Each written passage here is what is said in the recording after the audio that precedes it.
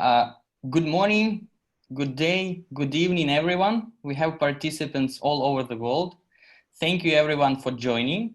Just as a matter of brief introduction, my name is Mikhail Soldatenko. I'm an associate in arbitration practice at Asters law firm in Kiev. And I have a honor today to moderate this discussion together with Mark-Jan Klitschkowski, who is the head of international arbitration and cross-border litigation practice at Asters in Kiev. And it's true to say that Mark-Jan is one of the best in Ukraine. And I think it's only the beginning. We will conquer the world as well. So, and both of us, we are really honored to have today as our speaker, John Townsend. He needs no introduction. He's co-head of arbitration practice at Hughes Hubbard Reed in Washington, D.C. He's definitely a star in the arbitration field. The Chambers Global called him the master of IDR. You cannot find a better person for this webinar. So thank you for joining us, John. Thank you, Mikhailo. It's a pleasure to be with you, even virtually. Thank you. And just to provide a roadmap of our webinar, so we will discuss the topics announced in advance. We tried to come up with the hot happening issue in the sphere of international arbitration, which would be relevant for the whole community, but as well some topics which are very peculiar to Ukrainian audience, namely Crimea arbitrations and issues regarding arbitration against an absent adversary. We'll also discuss the ISDS reform, the COVID-19 issues and how this crisis impacts arbitration as a whole. And John has a remarkable experience both as counsel and arbitrator, and so this would allow us, provide us with an opportunity to see on different issues from both angles, from the angle of an arbitrator and from the angle of a counsel. And without further ado, at the matter of brief introductory questions, I think the audience would like to know more about you, John. So just the first question, all of us have different histories, how we joined this field. And could you please explain to our speakers why you decided to join the arbitration field? And was it your intentional choice, or it was just, a destiny that guided you to this path? I actually don't remember ever deciding to join the field. I got into it because back in 1973, before any of you were born, I was sitting in, I had just gone over to my firm's Paris office, and I was sitting in my office minding my business when the partner in charge, who is still there, turns 90 next month, walked in with a scroll off the old telex machine. And probably no one on this call is old enough to have ever seen a telex machine, but it was basically a remote typewriter connected to a telephone, so you could type something in one side of the world and it would type out on a huge continuous scroll of paper on the other end. And walked in and said, the New York office wants us to start an ICC arbitration. Go figure out how to do it. I don't think I had ever heard the word arbitration in law school, except perhaps in a labor law course. But I walked down the hill to the ICC, and they were very kindly gave me a copy of the rules and told me what kind of check I needed to write. And I went back to the office, and we got the client on the phone and got an explanation of what the problem was. And a couple of days later, the papers showed up by courier. So we filed with the ICC and said the contract calls for arbitration in Switzerland. Please send us to Geneva. The other side was a German company, and they said, we agree it's Switzerland, but it ought to be Zurich. So of course the ICC sent us to Lugano. And so I did my first arbitration in Lugano, Switzerland, 47 years ago. And after that, it was like having chewing gum on your shoe. It just wouldn't go away. As soon as I get back to the New York office, the partner walked in and said, "I understand you know something about arbitration. Here." It has pursued me ever since, but it was never a conscious choice. But it was a great deal. Looking back, it was very lucky. And so you started at Hughes Hubbard, and the whole of your career, you are together with this law firm. It's kind of one love for whole life. What is the secret of this? Probably inertia. But it's exactly 50 years ago. I was a summer associate in Hughes Hubbard's New York office. And I came back, after I graduated from law school and finished with the Army. And I had no intention of ever working in New York for a big law firm, but I found I liked the people and the work was very interesting. And that has stayed true for 50 years. I've been very fortunate. And do you remember your first appointment as an arbitrator? Very vividly. I was back in New York. This would have been the mid to late 70s, and the small claims court in New York, which was then called the City Court, started a program of asking arbitrators to serve pro bono of asking lawyers to serve pro bono as arbitrators for small claims. And my first case involved a lady who had sent her curtains to the dry cleaner, and they had come back 3 inches shorter than when they started in a different color, and she was unhappy. And I learned a very valuable lesson in sitting on that case, which is never announce your decision while the parties are still in the room.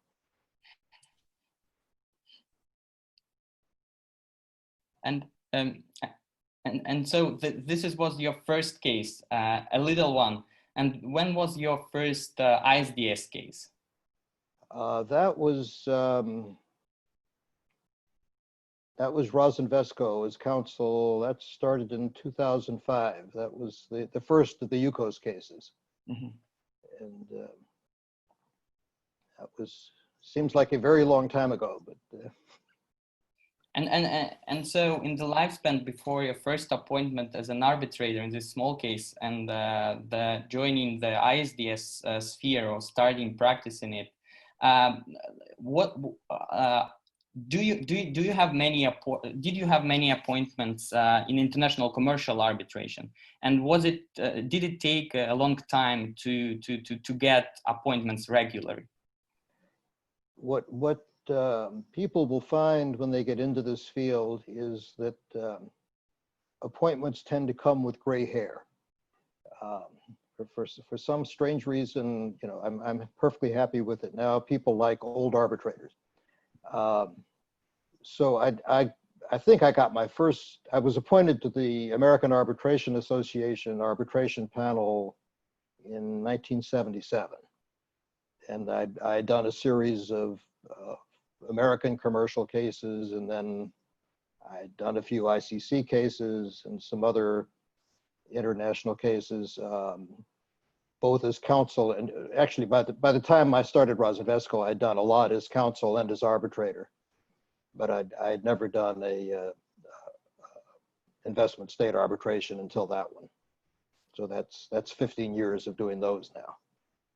And if you need to decide to be only the counsel for the rest of your life or an arbitrator, what role would you choose? Well, at this stage in my life, I'm slowly tipping toward arbitrator because I probably should have retired as counsel many years ago. If I had to go back and start over, I would not want to make the choice between the two. I find it was very interesting. I started doing more counsel work, obviously, than arbitrator work. Once I had sat as an arbitrator, I made a lot of adjustments to my style as counsel.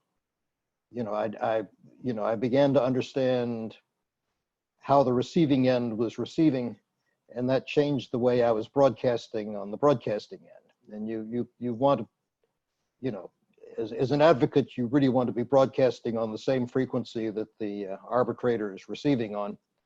And I found it was a huge help to have sat and listened. And as I was listening to people and trying to understand their cases, I was also somewhere in the back of my mind commenting on the advocacy styles and sort of taking note of what worked and what didn't work, what was welcomed by the arbitrators and what was felt to be a waste of time. And I think I became a much better advocate from having sat as an arbitrator. I've also sat with a lot of arbitrators who have never been advocates, and I think it helps to have been an advocate when one is an arbitrator. It's not essential, but it certainly in the administrative part of a case, I really appreciate an arbitrator who has been a counsel and understands the realities that counsel deal with, and can work with you on a schedule, understanding what it feels like to be on the delivering end. In terms of simply making a decision, it probably doesn't make much difference. And we'll discuss it a bit in more detail in terms of double heading when we come to an ISDS reform, because this created a lot of discussions in the investment arbitration field, despite its practical value. And so just the last general question. So comparing the arbitration at its outset, I would say early years of your arbitration practice, and now, how would you compare? Is the industry moving toward the positive stuff more, or there are more negative sides like costs, loss of legitimacy that's in investment arbitrations, etc.? How do you see the development of the field as a whole? It's a complicated question, Mihailo. Arbitration has grown enormously since I started. I've been fortunate that I've been part of a movement I've been in the water when the tide was rising, and it's been great fun. I think it's driven primarily by two factors. One is peculiar to the United States, or mostly to the United States. One is very international. The American factor is that a lot of people, especially non-Americans, but a lot of American companies, don't like to be in court in the United States. There are a lot of features of American litigation that drive up cost, that add risk, punitive damages, juries, class actions are all features of American litigation that a lot of corporations would prefer to avoid. And that, starting about in the 70s and 80s, drove a lot of American companies to start putting arbitration clauses in contracts. And that was, and then if you look at it internationally, when I started out, most American companies had significant bargaining advantage over foreign counterparts. So it was common to see a contract with people anywhere in the world which said if there's a dispute, it'll go to court in New York. As globalization evened that out and adjusted bargaining power, and companies in other countries began to be able to push back and say, we are not going to court in New York. Even you don't like to go to court in New York. There was a lot of pushback, and American companies eventually adjusted to agreeing to arbitrate, and then slowly to picking a neutral location to arbitrate. And what has driven the rise of arbitration internationally is a fairly strong feeling on the part of almost every party to a commercial contract that if there's a dispute, they don't want to be in the other party's court. And what arbitration offers is neutral ground. So if you have a dispute between a Chinese company and a Nigerian company, they both reasonably cheerfully go to arbitration in London and feel that neither has an unfair advantage in terms of the dispute resolution. And so the combination of problems with the courts, and I'm obviously more familiar with the problems with the American courts than other courts, but I'm sure you can think of some features of courts in Kiev that you'd rather avoid. And the combination of simple globalization of commerce, so that there's almost always some party from some other country in some deal. You ended up with a fairly steady drift toward, let's send them off to arbitration. And it's been principally commercial. ISDS was relatively late to the party, and for completely different reasons. That's interesting. And so now there is another challenge or maybe opportunity for arbitration. This is COVID-19. And so I pass the floor to Markian to proceed on this. Thank you very much, Mahalo, and good morning to you once again, John. Very nice to have you on this webinar. Thank you, Markian. When we had our little test call a few days ago to figure out this technology, we said that it was obligatory to begin every conversation these days with an exchange of how things are amid the COVID-19 pandemic.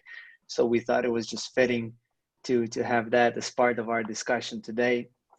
And before we get to that, I should also mention a couple of housekeeping things. First of all, we are all mindful of the fact that you are very active in your counsel and arbitrator roles. That by definition has an impact on what you can or may be willing or otherwise to say on the record. So we fully appreciate that. And if you, in the course of our discussion, find that there is a question that you do not necessarily feel comfortable responding to, by all means, do not feel obligated to. Secondly, I'm very good at avoiding questions, Markian. Excellent. Excellent. Secondly, we are recording with your permission this webcast, and we should be able to publish that for everybody to see at some point after we finish, so that we all are not surprised by the little rec sign that is in the bottom corner of our screens. And basically, that's pretty much it for all the attendees. We have designated some time to answer to your questions. I think the best way that we have found the way it works is to use the chat function in this application. And when we get to that, we will just read the questions and ask John to give responses to them. So with these basic ground rules set up, let's get into the discussion of the most burning issue of the day, the COVID-19 pandemic. It has upended all the plans, both the pandemic and the responsive actions by the governments, the lockdowns, and pretty much everybody was impacted by it. And I think the arbitration community was not an exception. I know for a fact that once our office was shut down, we all ran to our calendars to look at the procedural schedules, facing the necessity to sort out the mess that would become out of all these intertangled delays and schedules. But what we were surprised somewhat to find out that there was no mess, because we realized that in a modern world where the parties to an arbitration physically see the tribunal for the first time during the main hearing, when all the pleadings and evidence are usually dealt with electronically and all the procedural conferences and things like that are dealt with by telephone, there's really the physical element of arbitration is really quite limited these days. The hearing is somewhat an outlier in that, and we'll get to that in a moment. But in general, do you think that arbitration has been impacted by COVID-19 at all? Oh, certainly. I mean, as with everything else, it has turned the world upside down. I think, however, it's one of the beauties of arbitration is it's quite flexible, and I think it has probably responded more easily and adjusted faster than many other elements of the legal system and the economy. I mean, 2 weeks ago, I conducted a hearing on interim measures exactly the way we're having this conversation. And it was the first time I had done a Zoom hearing. And it was only arguments of counsel. It wasn't, we didn't have to deal with witnesses. That's a complication still to be figured out. It worked very well. I mean, we with 3 arbitrators sitting in 3 different places, we heard 4 or 5 hours of argument. We reconvened the next day also by Zoom, talked it through, and we've issued a decision. I mean, it's that it blew up, was heard and resolved within 4 weeks. Now that was an ongoing case, so we already had the relationships in place. We'd already had a hearing on a preliminary issue. We all knew each other, so we were well positioned to deal with that. But it was not expected. It wasn't planned for, and I think it worked very smoothly. I was amazed, frankly. I'm not famous for being a technological innovator, but the technology was there. The other, one of the beauties, of course, of being an arbitrator is you can simply tell the parties, you set it up, and tell us how to tune in.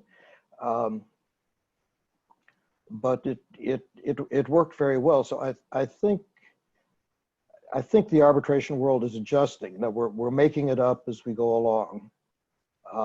Most of us are, spend half our day rearranging our calendars because there's been a huge surge of postponed hearings. So that, 4 months ago, I had 2 things scheduled in 2021. Now I'm having trouble finding free weeks in 2021 because, I had hearings scheduled to start. Right now, I should have been in a hearing in New York, and they have all pushed back. So, and I'm sure you're dealing with that in your practice as well.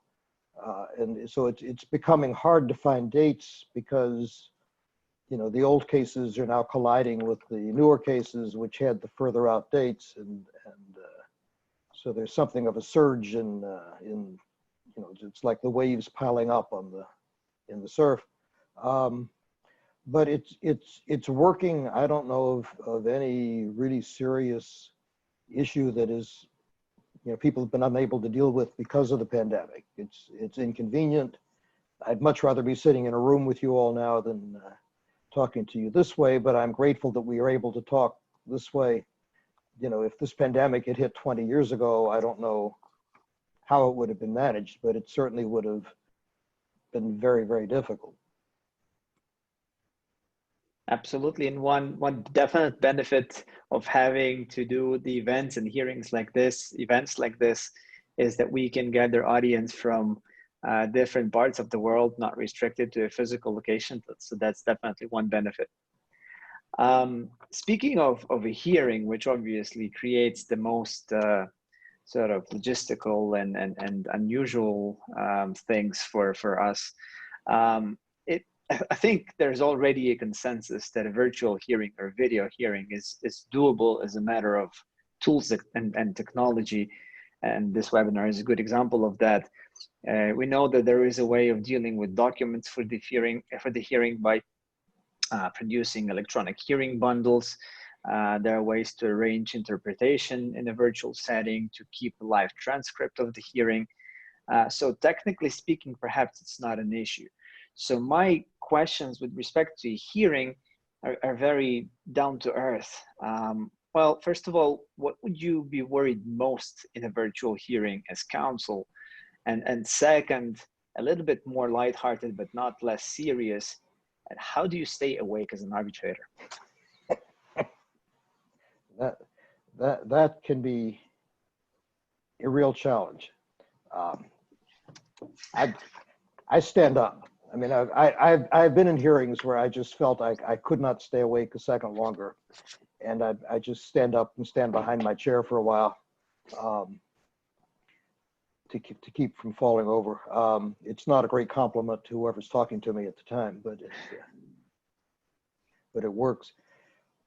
What I would worry about as counsel with a virtual hearing is that it becomes very difficult to read the arbitrators. I mean, at the moment, each of us, I mean, I'm looking at a screen with 3 faces on it, one of them mine and 2 of them yours and Mikhailo's. And I can see your expressions fairly well. When I did the hearing 2 weeks ago, I probably had 8 faces, and at that resolution, it's very hard to see expressions. And you also don't know what distractions are just off camera. So, if you have an arbitrator sort of staring off into the distance, it could be that he's just listening, intently. And if you're in a room with the arbitrators, you can pretty well tell they aren't always looking at you. But you can tell if there's a naked woman off screen that's distracting attention. You can't in a virtual hearing. You don't really know what the distractions are. It's very hard to get a read for how is this arbitrator reacting to this witness or this line of testimony or this exhibit. And an awful lot of one's conduct as counsel amounts to just watching the audience and tuning as you go to make sure the arbitrators aren't falling asleep, to get clues from facial expressions. Are they whispering to each other about are they really understanding, especially technical evidence? You really want some sense that it's coming through. I think that would be I have not had to deal with that as counsel in a virtual hearing yet. And as arbitrator, I've only really dealt with legal argument, which is relatively easy to do this way. So I think it will be a challenge to all of us to figure out how to do it. It's certainly less satisfactory than being there in person. And it's also, it's a constant issue, if one is counsel, is the arbitrator paying attention to the witness or is she reading her emails? Well, that's much harder to watch for in this kind of setting. I've got a big screen off to my right here with emails scrolling through it, which I'm trying not to pay attention to as I talk to you. But if you had a witness talking, you wouldn't have sort of live dialogue going on, and you'd have a hard time telling if I was listening or reading. When you're there live and you think an arbitrator has missed a point, you can simply repeat it, or ask the witness to elaborate or go back over it enough to make sure it's gotten through. I think very difficult remotely. So I think we will develop techniques for dealing with this. I don't have a formula for dealing with it from either side yet. But it's better than not being able to go ahead at all. Absolutely, and I think there are many things that will take some adjustment, and maybe some tools will help us with that. I think it's pretty much a consensus already that this is pretty much a way forward, especially for some of the smaller and medium-sized cases that do not necessarily require a 2 or 3 week hearings. Those can certainly now be dealt with by video calls like that. Let's take a look at the situation at a different angle.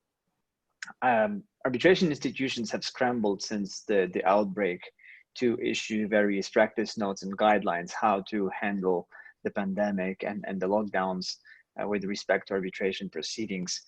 Do you think the pandemic will cause the institutions to rethink their rules in a more permanent sense, to implement new permanent policies or approaches? And if so, in what way, so as to accommodate the new realities and maybe take advantage of the new realities? Most of the institutions sort of made rule provisions for remote hearings 5 to 10 years ago, depending on the institution. So I mean, and sort of remote access is not new. I mean, I can 20 years ago, I can remember sitting in a room in New York listening to a witness in Bangkok who was talking about the fascinating subject of accounting standards under Thai rules at great and unnecessary length. And that was one of the challenges for staying awake I had to deal with. But you know, we had a witness who was only going to be talking on one subject for about an hour, and it just made no economic sense to fly her halfway around the world to show up for 1 hour to talk about a technical issue that really was not heavily contested. So the institutions adapted to that a long time ago. I think that was an ICC case, and it worked just fine. We scheduled, you know, that witness for whatever time, you know, wasn't the middle of the night in Bangkok, and you know, heard that witness and went on with live witnesses. So the structure for doing it is in the rules. And it's you actually make me think. I'm now a member of a committee that's revising a set of rules, and we've been at it for about 6 months. And we've had several meetings like this during the pandemic, and really no one has mentioned any need to change the rules to deal with the current situation. And we're in the middle of revising rules anyway, so it'd be natural to do it. So you know, the rules are mostly for the major institutions flexible enough so that I don't think there has been much need to tinker. And we will probably learn things as we go along that would benefit from rule adjustments, but I haven't seen one yet where the rules were a problem. That's absolutely right. And one area where I think rules will have to, one change may happen to the rules in general, is security or cybersecurity, especially now that everybody knows that a lot of the arbitration is online, whether by design or necessity. That becomes a more, let's say, an interesting target for those who want to play not by the rules and intervene in these proceedings. And there have been a few efforts to propose or implement some sort of cybersecurity guidelines or rules. Particularly, there's a protocol on cybersecurity, international arbitration, proposed and published by ICA in conjunction with New York City Bar and the International Institute for Conflict Prevention and Resolution. There are some of the others. And at some point, it seems a matter of time till that becomes ubiquitous in arbitration. At what point, if at all, will having to observe these cybersecurity rules, especially in technical context, should be considered in the context of enforceability of the award? Because you know that even a hearing by Zoom may not necessarily be secure. We've heard issues that Zoom has had. And if the company's parties to the arbitration exchange sensitive information by way of submitting evidence, that evidence obviously has to be very carefully protected. Have you given any thought to that? I don't know that it will have much effect on enforcement. And I probably will be able to answer that question a lot better tomorrow. Excuse me. I have a first meeting with the parties tomorrow in a AAA case that involves a dispute about aircraft, where I have put on the agenda, do we need any special cybersecurity provisions? Because I can imagine that there might well be a lot of proprietary information that would be exchanged at some point. And if we have to do the hearings this way, the security of the hearing might be a real concern as a matter just of commercial confidentiality. But I haven't had the conversation yet. I have just sort of put it on the agenda to discuss. I think it's most likely to be an issue in a technical arbitration, something, a patent dispute or something where there really is a lot of proprietary, confidential information. I mean, 20 years ago, I did a big fight in an ICC case where I was representing an American company against a European company, involving what we thought was a misuse of proprietary licensed technology. And we had to lay out for the arbitrators, including an expert manipulating, models of the molecules, just, what the technology was and how it worked and why it was important and why nobody else, could do it this way. It would really worry me to do that in this context where I can tell looking at my screen how many people are listening, but I can't tell who they are. And so I think that is going to be a very real challenge going forward for that kind of case. There are other cases, where people are sensitive about, information that really isn't all that sensitive, and governments are always sensitive about confidentiality. I suspect, my firm won't let me use Zoom. I can participate in a Zoom meeting, but I can't set one up because they don't trust the security protocols. But I can tell you it works a lot better than the one that they trust. So I'm. I don't think you're alone in that. Certainly, I think so too. But let's now pivot from a setting where the other party is not present in the same room with you to a scenario where the other party is completely absent from the arbitration, both virtually or physically. You've had a few of those recently, most notably acting for some investors against the Russian Federation in what is known the Crimean cases. Now, I want you to know that everybody who has gone through a Crimean case and ended up with a victory is a little bit of a celebrity in Ukraine, so you should be mindful of that. But the often overlooked angle of that case is the fact that Russia was not, until very recently, present in those cases, has not participated in them in any way. And while some may think that that puts an asterisk on the win, there is also a view that arguing a case with an absent opponent is in fact much harder than if there is an adversary across the table. What was your impression about that aspect of the case, and how do you expect it to change now that, as we all know, Russia will be represented and represented fairly well in whatever is left in these cases? It's much harder without an adversary.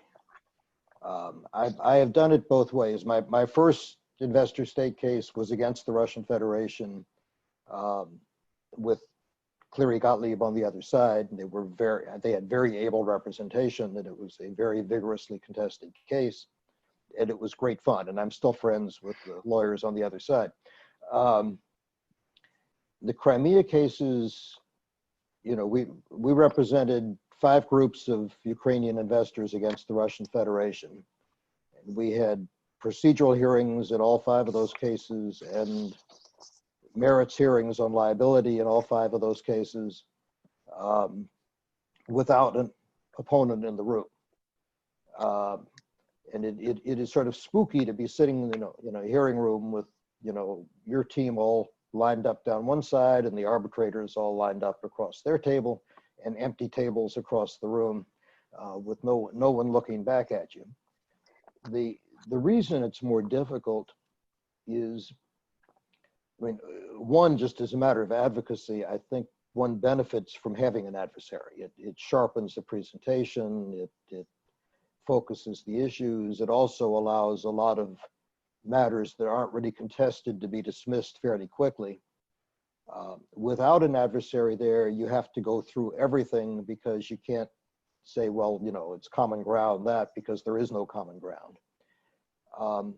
and most seriously with independent conscientious arbitrators who we had in all 5 cases. They feel an obligation to test the evidence and to test the witnesses and to test the arguments, to be sure that they aren't accepting something that they shouldn't just blindly accept because the other side isn't there. And while that's entirely proper and, you know, correct on their part, at some point it tips them into the role of adversary. I mean, we had, you know, in 2 of these cases that were heard together in Switzerland and that have now been confirmed by the Swiss Supreme Court, one of our arbitrators was a very eminent English barrister who was a very skilled cross-examiner. And the Russian Federation wasn't cross-examining our witnesses, so he did. And it is very unsettling as counsel. I mean, I'm used to having witnesses exposed to skilled cross-examination, but coming from the arbitrator, it's very difficult to object to an arbitrator's questions. You know, they don't like it. I've done it, but it takes some tact and timing.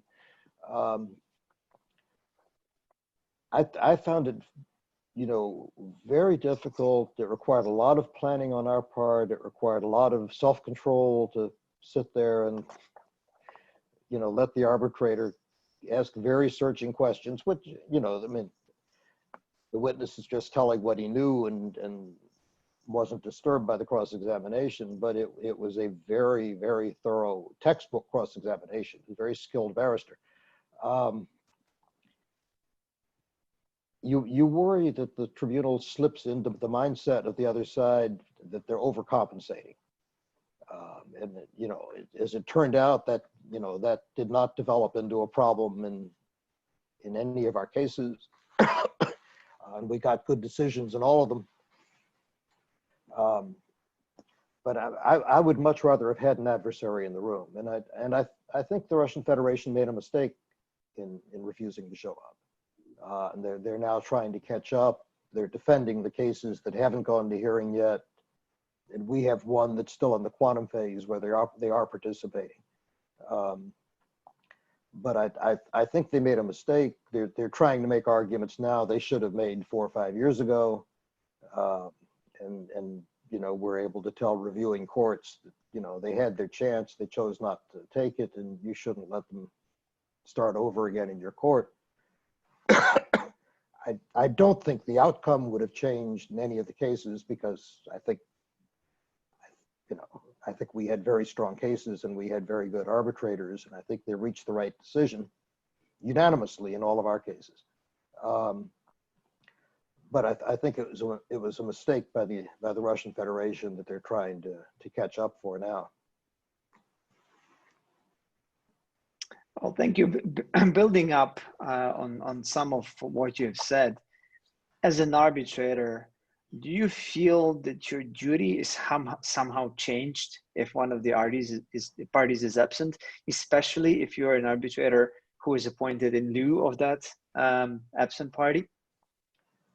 I'm curious. I have since sat as an arbitrator in a case where the state party refused to show up. So I've now seen the dynamic from the other side, and you know, one does feel a need to sort of test and probe and poke, and you know, let's not just accept this blindly. You know, let's be sure we're right. And it you know, I think we handled that one fairly efficiently, and we ended up concluding that we didn't need a hearing, we could do it on the papers. And we had a very, very eminent English lawyer in the chair who guided us through it very well. But it does affect the way an arbitrator looks at a case. It does. I mean, you usually, you know, if you have competent lawyers on both sides, you don't really worry about, are you going to miss something? Because you can pretty well depend on the lawyers to bring out anything you need to hear about. You don't have that comfort with a party that's not there. And it makes one work harder as an arbitrator. I don't like it in either position, as counsel or as arbitrator. I see. Well, there's a reason why these proceedings are called adversary. There has to be an adversary. From the issues that were in that case, some of them are really quite unique in investment arbitration, protection of investment in an occupied and annexed territory being one of them. And then all of them were really issues of true first impression for the tribunal. I would like to ask you an abstract question related to that. There is a great debate in US law between what is known as originalists and proponents of living constitution or living documents. The former believe that the documents or constitution must be interpreted and applied according to the views and meanings at the time of its adoptions, while the latter think that the meaning and the content of the document evolves with time in line with the ever-changing realities of the modern world. So the question is whether you believe that the VATs can evolve over time and address the issues that were not even remotely contemplated as realistic or as possible at the time where VATs were adopted or being drafted. And was there anything in the Crimean cases that shed light on that problem?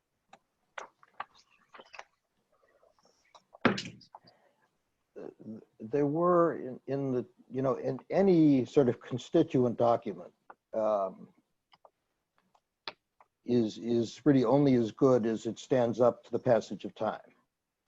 I mean, the American Constitution has been with us for 230 odd years and has shown some strain and some wear and tear, but it's still working. But it's working because it's adaptable. I mean, it's James Madison could not have imagined airplanes, for example, and the need to regulate them and keep them from running into each other in the air. And so there's nothing in the Constitution that gives the federal government the right to regulate airspace, who uses it and how. But we would have a lot of crashes if someone wasn't doing that. So it works for us because we've learned to sort of take fairly broad abstract statements and apply them to concrete situations that could not have been imagined by the people who wrote the words. So it's the originalist idea at its core is ridiculous. I mean, you could not expect the founders to provide for air traffic. As a discipline of, you've got words that need to be applied as they were intended to be applied. There's always a tension between the passage of time and the words themselves. And I won't bore you with a long. You can tell which side of the American debate I come down on. But I think the other side has a lot of self-deception in it. With treaties, you have the advantage of having the Vienna Convention, which sort of codifies how to read a treaty. And it's silent on the question of the living document or the frozen in time. The Russian Federation is arguing now in the Court of Appeal in The Hague that the meaning of territory in the Ukraine-Russia bit must be frozen in time as it was in 1998 when the bit became effective. And that must be what Russia and Ukraine intended. And of course, one is tempted to point out that, well, Russia hasn't adhered to that understanding, and why should it be able to use it affirmatively but not be held to it as a matter of accountability? I don't think it's a very persuasive argument as a way to read a treaty. I mean, the treaty defines the term territory. The Vienna Convention tells you how to apply the term territory to the entire territory.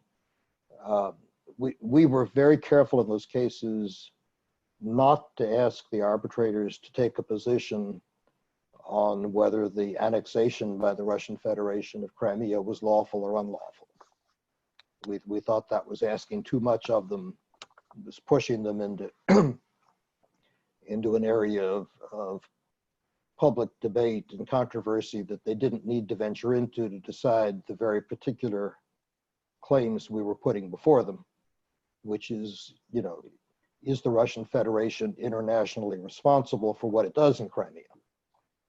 And we were able to frame the argument that you can decide that question without deciding the lawfulness of the annexation or who should be the sovereign of Crimea. It's sufficient to look at the facts on the ground and to apply the Vienna Convention on the Law of Treaties to the Ukraine-Russia bit. And you get the answer that 17 out of 18 arbitrators have now come up with, which is, yes, the Russian Federation is responsible under the treaty for its actions in Crimea. There is one arbitrator out of 17 who have pronounced on that, who disagrees. 5 judges of the Swiss Supreme Court have looked at the same issue, and 4 of them came to the same conclusion. So I feel like I'm in good company. You will certainly find no disagreement with me as far as that is concerned. Before we move on to another topic, just very quickly, we know that of the, I believe it's already 10 Crimean arbitrations on the record. All of them were brought under the Ukraine-Russia VAT by Ukrainian investors. Do you have any reasons to believe that the outcome would have been different had a Crimean case been brought by an investor from a third country under that country's VAT with either Ukraine or Russia, but predominantly with Russia? It would have been a very interesting question. I think it would have been a real challenge for the Russian Federation to, I mean, the hypocrisy of the defense is sort of staggering, because they have announced, you know, with some enthusiasm that Crimea is Russian territory.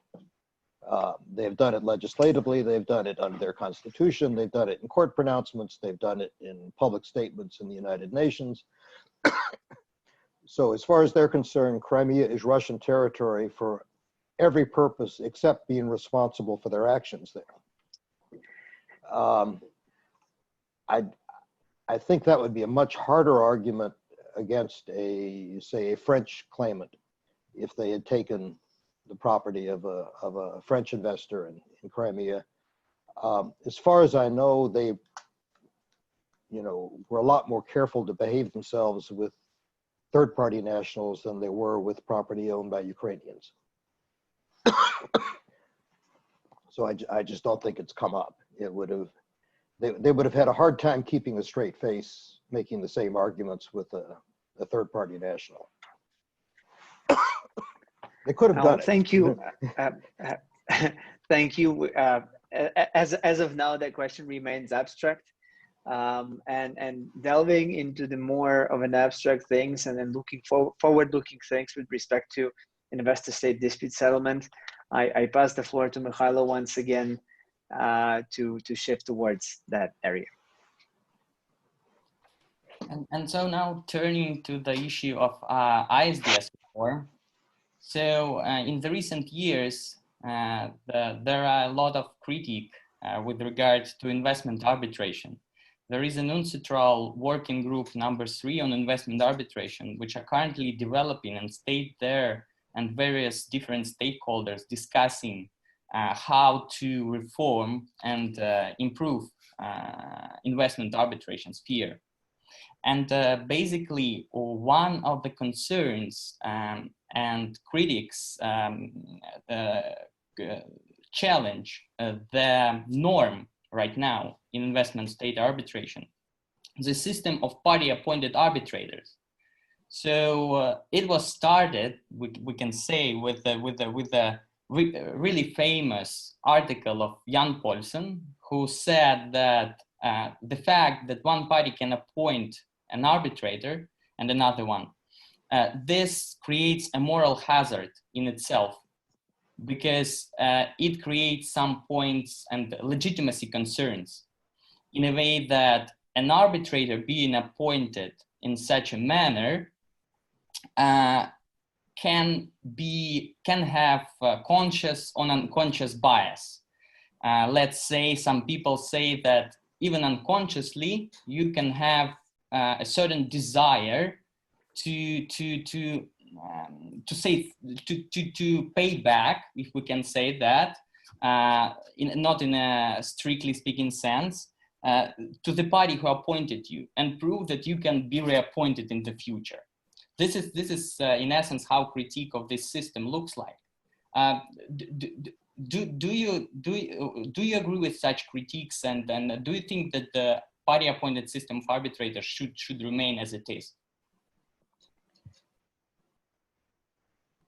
It's, the system could function without it. The reason it's persisted, I think, is that parties like it. And remember, it's not just one party that gets to appoint an arbitrator, it's both. So, if one side has picked an arbitrator who they expect to sort of see things their way, which is how the parties do it, the other party is doing exactly the same thing on its side. And so there you achieve an equilibrium in terms of mindset going in.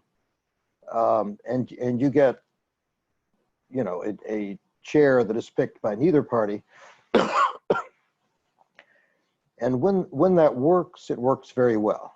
I mean, I have sat in cases as chair where I would sort of pause in a hearing and try to remember which party had appointed which of my colleagues, because it was not obvious to me.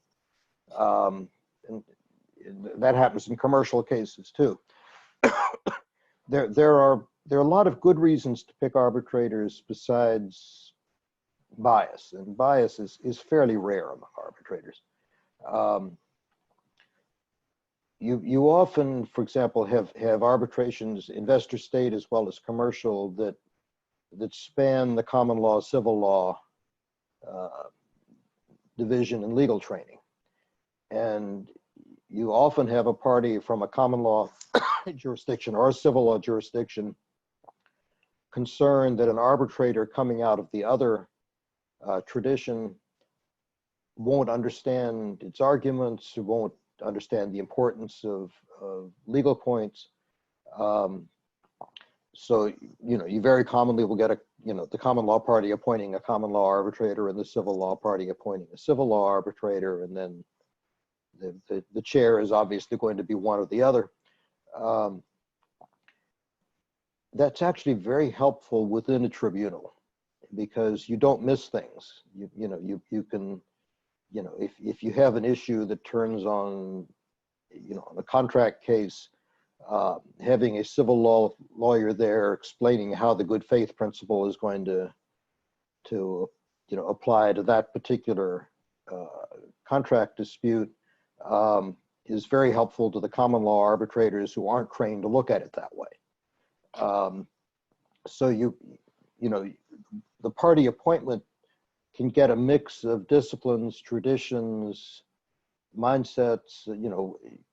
Often, a state, for example, will prefer a professor because it will want to make sure it has someone on the tribunal who is really trained in public international law as an academic discipline, and who understands the importance of a number of principles that may not even be implicated by the case, but that they want to make sure don't get disturbed by the decision. So it adds flexibility to the system, and it makes parties have confidence that their positions will be heard and understood by the tribunal, even if they lose. So I think it, on balance, is of more value than it is than it causes harm. I mean, I've sat as arbitrator in something over 80 cases. I can think of perhaps one where I was really bothered by one of the arbitrators, being partisan. And that includes, you know, sitting back under the old American rule where arbitrators were supposed to be partisan. So it, you know, to me, it is a problem that is, you know, easy to frame as an academic matter, but it doesn't really arise that often in practice.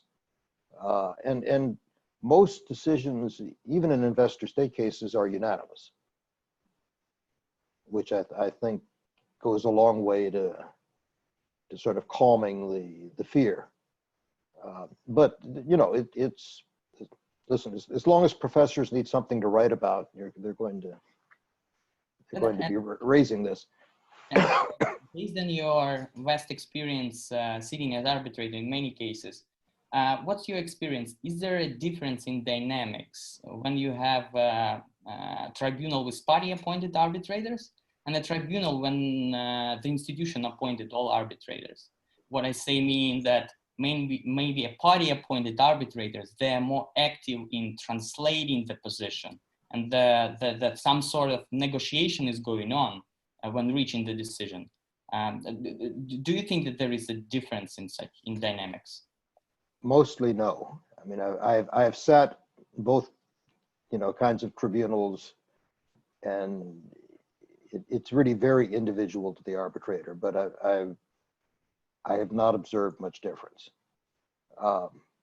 Interesting, years ago when I was on a different rules committee, I helped the CPR design what they call screen selection. If you have a CPR arbitration and you opt for screen selection, then each party picks an arbitrator, but the arbitrator never knows which party picked him because the institution then approaches the arbitrator and signs him or her up, so that, you know, they know that one of them is picked by one party and one picked by the other party and the third by the institution, but none of them knows which is which. And that's becoming more popular in America for some reason. And why do you think that even though states, they are at some point were involved in this system and are currently involved, appointing arbitrators from their side, but at the same time, many states at the UNSTRAL working group voicing concerns, and the European Union itself like moving toward the standing body where the judges will be appointed instead of arbitrators. What's causing these concerns? Partly it's states losing cases. Partly it's, I mean, I'm puzzled by the European Union's position. It doesn't make any sense to me. What you will end up with, you know, each of you imagine the government officials you have known and ask yourselves, would you want them deciding all disputed questions? Because that's what the European Union is. You're going to end up with, you know, bureaucrats, you know, basically retired, you know, people retired from other government functions, appointed to those panels. And, you know, they're going to be picked because they think like government officials, which will be comfortable to the government. I think it will be, you will lose a lot of confidence on the investor side if they then behave like government officials. Because the beauty of the current system is both sides can believe in it because both sides have something to say about constituting the decision makers. So I'm very skeptical if you end up with sort of permanent courts that you will do much more than simply saying, well, okay, you don't have to go to the court of the host country to get this decided, but you're going to get the equivalent, you know, appointed by governments of other countries who are going to. And you know, I think there's no question it's being done to dampen the rate of success of investors. And so there was a recent development on this particular point. The secretariats of FICSIT and UNCITRAL issued a draft code of conduct for adjudicators, assuming that maybe in the future we will have not only arbitrators or maybe judges will change arbitrator in ISDS. And so this code of conduct provides, it's a work in progress. It's opened for comments from different stakeholders, but it shows some tendencies, and it would be interesting to hear your point on those. The code in itself provides such classical notions as independence, impartiality. It provides also very wide disclosure obligations on the arbitrators, and also addresses the double heading issue in some way, and some appointments of arbitrator, interviews, etc. So just a general question. Do you think that the industry requires such binding rules? Because in the commentary it said that they will be binding, not a soft law. They see it at least, that they will be binding. Or you think that the industry is already self-regulated enough? My own view is the industry is really quite well regulated as it stands. And that one of the things I worry about is that there are so many committees sitting around with nothing better to do than to come up with new rules and new guidelines and new mandates and new codes that we're going to make arbitration as rigid and fossilized as some state court systems, and it will lose the sort of flexibility and adaptability that has made it very, very useful and productive. So I've come to the point where I sort of look at any new set of rules with a good deal of skepticism, starting with, do we really need this? And in the last one I thought we really needed was the IBA rules on the taking of evidence, which is already almost 30 years ago. Since then, the regular rules have all been updated. I don't really think we need a new set. Now, some standardization of disclosure standards is probably useful. Americans tend to over-disclose because we have courts that will look at the failure to disclose almost anything as a defect in an award. So that American arbitrators are used to confessional disclosures. I mean, colleagues from other countries tell me, why did you disclose that? And it's we do it to protect awards in this country. So some of that may be creepy Americanization, which is not necessarily at all a good thing. But having a sort of an international standard for disclosure is probably worthwhile, because you simply don't know, with an arbitrator from another country, what standard of disclosure that arbitrator may be applying. And the disclosure has a direct relation to sort of parties' confidence in who they're getting. Beyond that, I don't see much in that code that really improves the system. But I don't see much that hurts it. It's just, I worry about, the system becoming overly rigid because we have too many rules. And in part of disclosure, the code proposes, and it's actually a really wide disclosure. So they propose within 5 years to disclose all ISDS and maybe also other international arbitration cases in which the candidate or adjudicator has been or is currently involved as counsel, arbitrator, expert, conciliator, and mediator. This is the first, I think, a bit novel issue. And the second one, a list of all publications by the adjudicator or candidate and their relevant public speeches. Do you think this is, firstly, it should be a burden for arbitrator, but at the same time, do you think it's justified, such a wide disclosure? No. But I tell you, it's nothing compared to what you'd have to disclose if you were sitting as an arbitrator in California. And the California rules are completely out of control. Some of that is fine. One thing I don't think they have taken into account in drafting the disclosure rules is the confidentiality of past cases. I mean, I can describe cases I've sat on before generically, but I don't feel I'm at liberty to disclose who the parties were to all the commercial cases I've sat on, most of which have never become a matter of public record.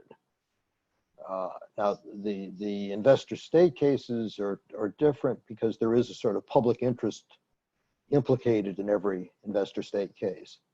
And most of them, the fact of the case has become public anyway. Although I've sat on a couple that still have never hit the radar.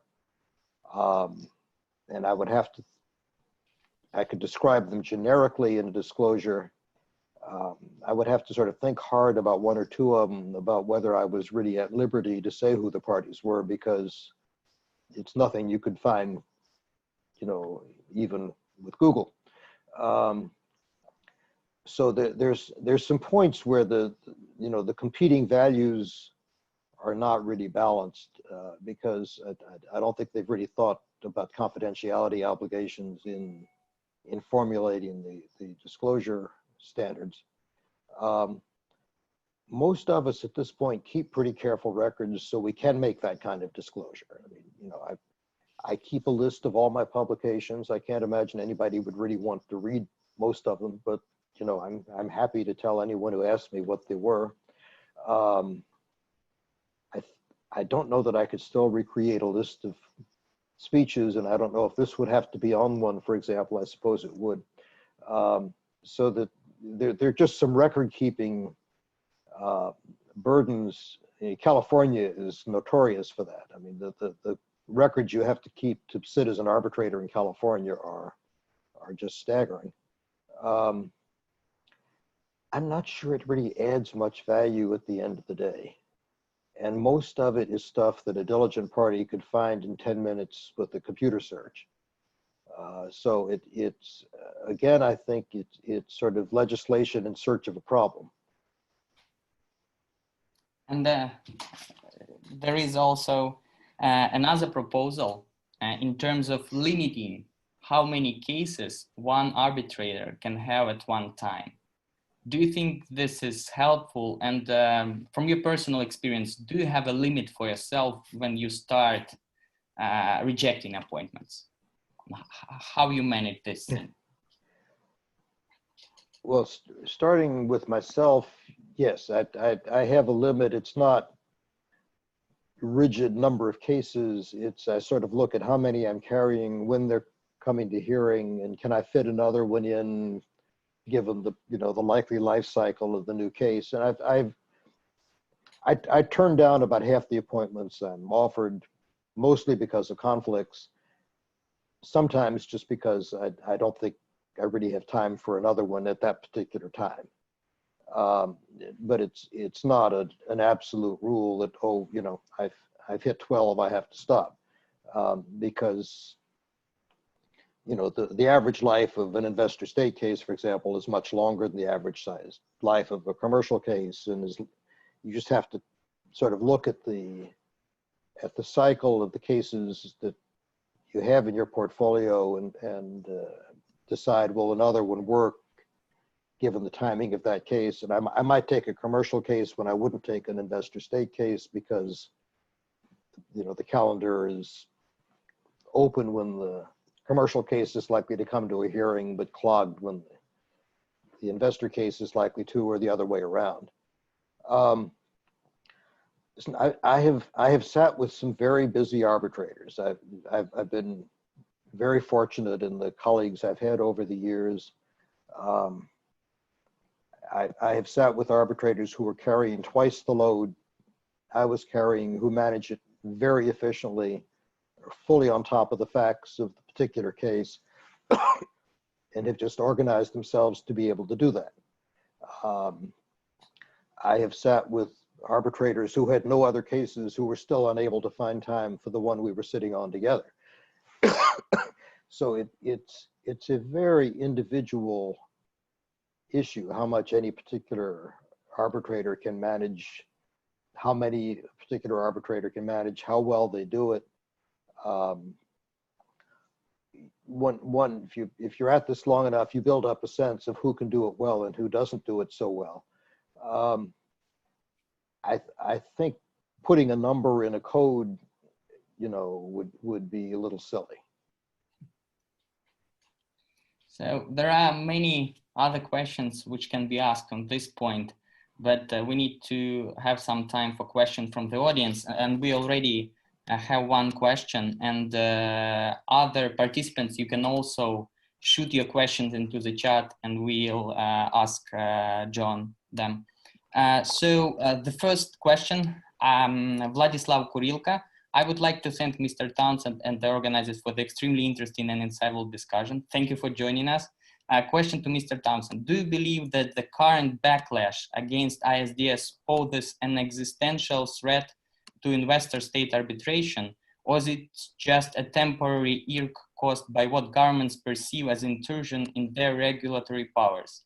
In the same vein, also, why do you think the campaign against ISDS is so fiercely supported by major capital exporting states, which supposedly must be among the major beneficiaries of ISDS system? Well, the cynical answer to that is the major capital exporting states were enthusiastic supporters of the system until it was turned against them. And you can all think of the leading example of a country which had a very dramatic change of heart when it had its first case brought against it. Was not reassuring. Listen, Winston Churchill once said that democracy was the worst form of government ever invented, except for all the others. And something similar could be said about investor-state dispute resolution. It didn't really exist 50 years ago. Even 40 years ago, when I was starting out, there were maybe 2 or 3 cases a year. It has now become, a whole branch of the profession, and the result is that governments, which never thought it was going to be used against them, have had cases brought against them, and nobody likes that. I think the more thoughtful governments realize that it is still a lot better than having to depend on gunboats, or leaving investors from big countries protected because their governments can make loud noises and insist that a host government do something about a problem, where an investor from a small country won't have that kind of clout behind him or her and won't be able to get the same attention from a host government. It provides a neutral, relatively well-run system for dealing with government conduct that it often is disguised as regulatory, but is discriminatory. It is also occasionally misused against conduct that really is simply regulatory and should not have been the subject of a case. Governments win a lot of these cases. They win a lot of these cases because, they were behaving like governments, but they were doing it within the rules, and arbitrators, will tend to back them up when that's the case. So I think, it's a puzzling crisis to me. I understand why there has been some alarm, mostly because some capital exporting countries have had to deal with cases against them.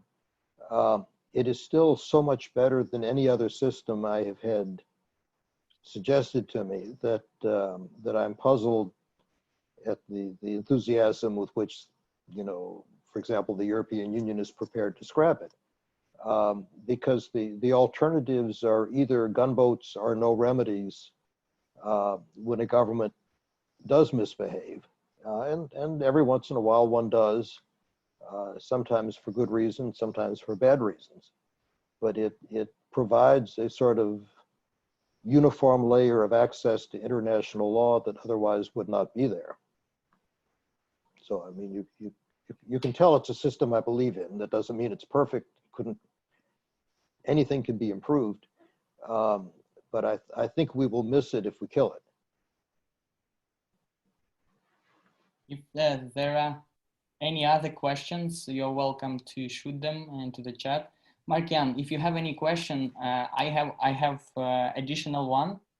There was a recent news in GAR regarding Bridget Stern challenge in an investment arbitration case against Egypt, where the investor challenged on the basis that Bridget Stern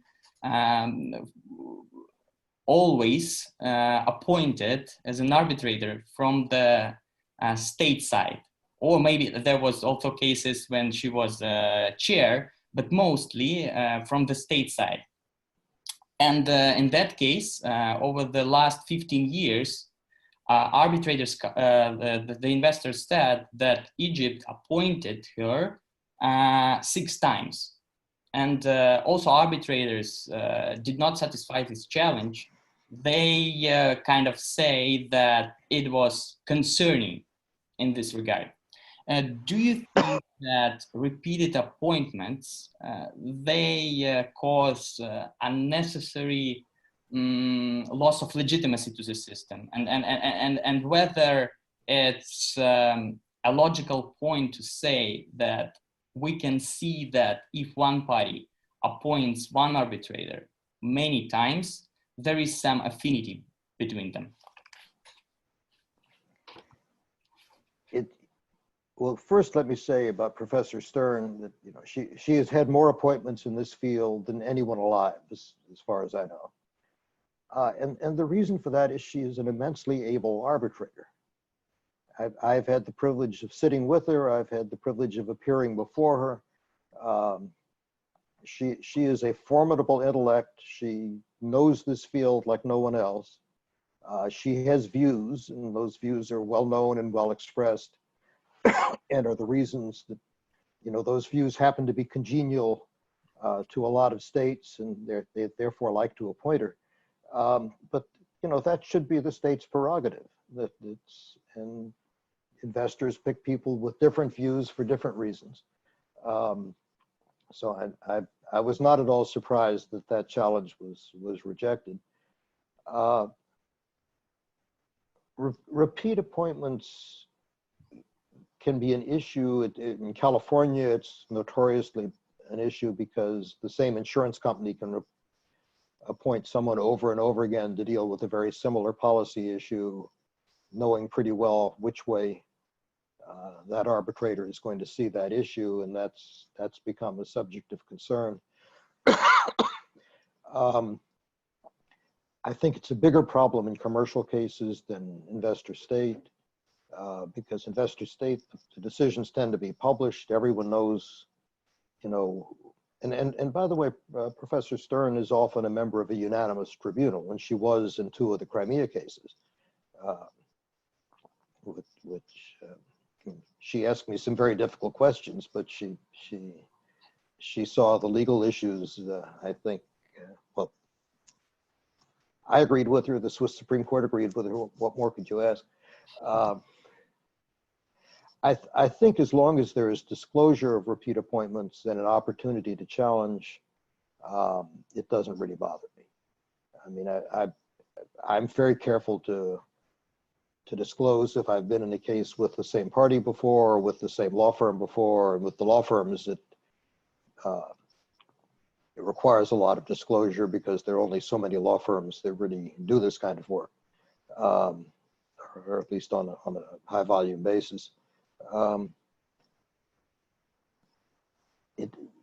From the inside, I really it hasn't caused me much anxiety.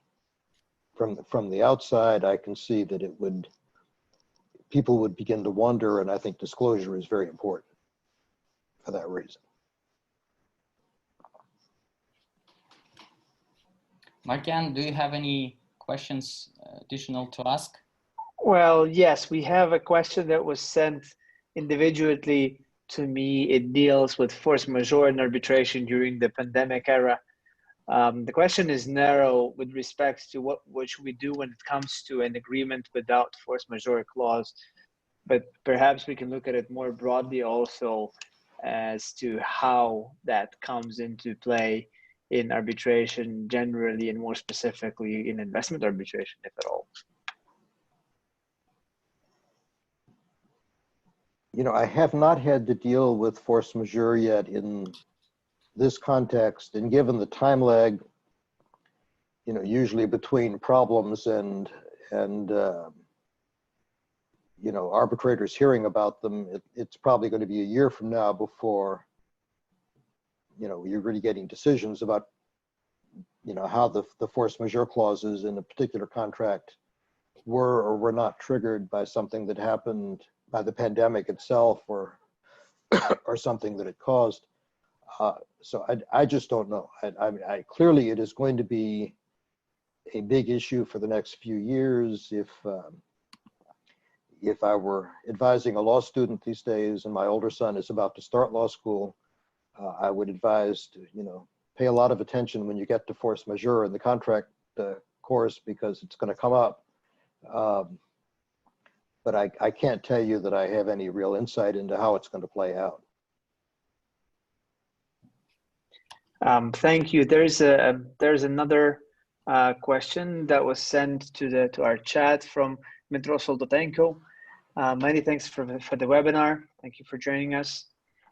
Turning back to the question on evolution of treaties, since the ICJ's decision in the agency case, many international tribunals have stuck to the position that a treaty can be interpreted evolutively only if there was a common intention of the parties to give to the terms used a meaning capable of evolution. Is there a same approach in the sphere of ISDS? And additionally, are there many obstacles on the way of finding common intention of the parties to a BAT? Was it an issue in the Crimea disputes? It's a lot of questions. Listen, I know arbitrators dealing with an issue of international law pay a lot of attention to the ICJ. So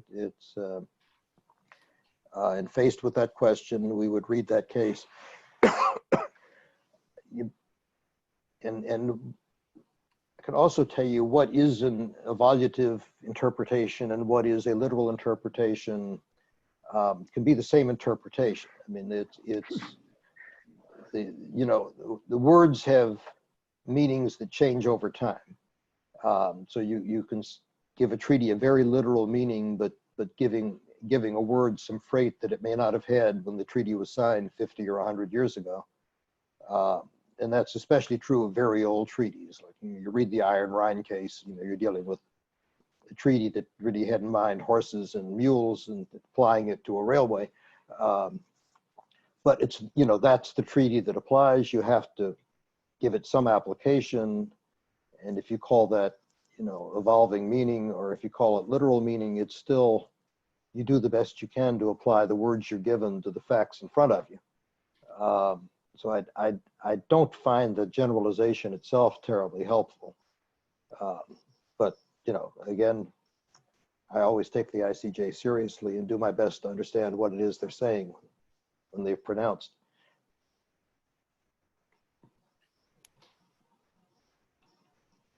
And I'm sure I've forgotten two parts of that question. The other part of the question related to the effort to establish common intent in a BAT, how complex is that, and whether it was a factor in the Crimean cases? It was difficult in the Crimean cases because we only had one party and we only had access to travaux from one party, and that was just by courtesy of the Foreign Ministry of Ukraine that we had some of the travaux. The Russian Federation has now begun putting in travaux, but interestingly, almost nothing from this treaty. They've put in travaux from treaties with other former Soviet states since they've started participating. It's fairly rare in my experience you get much benefit out of intent of the parties that isn't in the words of the treaty itself. I can't think of a time when extrinsic evidence about intent has really changed the way a treaty is read. I suppose it could happen, and the Vienna Convention permits you to look at that when all else fails. I just have never had the experience of having it really change outcome. And in the case of the Ukraine-Russia bit, there isn't much in the way of contemporary records that seems to make much difference. Okay, thank you for that. I don't see any other questions in our chat function. We are getting close to the point when continuing would be nothing less than encroachment on your time. So I think we will try to wrap it up. We truly appreciate your joining us for this webinar. I have to note that this quarantine and lockdown made me very casual in terms of what I wear when I get on these webinars. And thank you for reminding me that lawyers have to be disciplined about wearing suit and tie. That as of yet was restricted to attending hearings for me. But in any event, and on a more serious note, both Mihailo and I, we do appreciate your time. Very enlightening, very interesting discussion. Some of the questions I understand pushed you towards the border of what you can say on the record. And nevertheless, thank you for giving the answers that are very insightful and meaningful. And we hope that there will be an opportunity to do this again in some time. Maybe there will be more developments in arbitration, investment arbitration that we can discuss. And certainly anytime when the lockdowns are lifted and the planes are flying again, we would be more than happy to welcome you in Kyiv. Thank you. I look forward to the day when I can do that again. But in the meantime, it's been a pleasure to talk to you, everyone this morning, even the ones I can't see. And, thank you for letting me ramble on. It is our pleasure. And I would like also to thank on behalf of Asters to all of the participants, all of the listeners. We appreciate the questions. We appreciate your attention. And if you have any follow-ups, you know where to find us. Thank you. And hopefully we can see you in one of our seminars, webinars in future. Thank you.